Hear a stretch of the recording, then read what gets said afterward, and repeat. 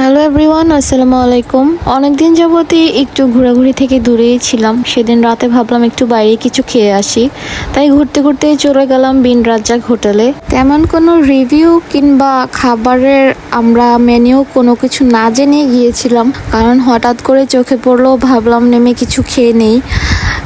তো দেখলাম যে চারপাশের ডেকোরেশনগুলো খুব ভালো লাগছিল।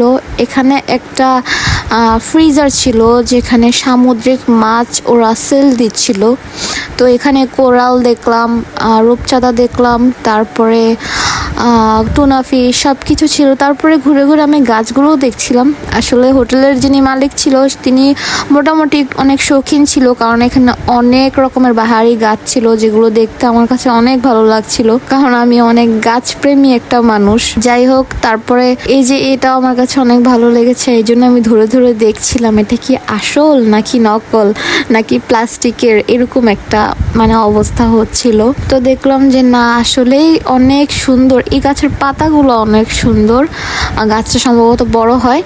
তারপরে হোটেলে ঢুকলাম, ঢুকে আমি দেখছিলাম ওদের এখানে কি কি খাবারের আইটেম আছে, কারণ আমি রাতের বেলা তেমন একটা ভারী খাবার খাই না যেহেতু। তো আমি অর্ডার করলাম হচ্ছে গরু, ভাত, সালাদ, ডাল। এভাবে নিয়েছিলাম হচ্ছে পরোটা আর ডিম। আমার কাছে নর্মালি পরোটা ডিমটাই ভালো লাগে, বেশি করে পেঁয়াজ মরিচ দিয়ে। আর খেলাম হচ্ছে ওদের দইটা ট্রাই করলাম। অন্য খাবারগুলো আমার কাছে একটু ভালো লাগেনি, বাট দইটা আমার কাছে বেশ ভালো লেগেছিল। কিন্তু বিলের যে কাগজটা সেটার মধ্যে লেখা ছিল সন্ধু হোটেল। পরে কি খেয়েছি না খেয়েছি সেগুলো কিছুই লেখা ছিল না, জাস্ট টোটাল বিলটাই দেওয়া ছিল। যাক, খাবার কোনো কিছুই আমার কাছে ভালো লাগেনি।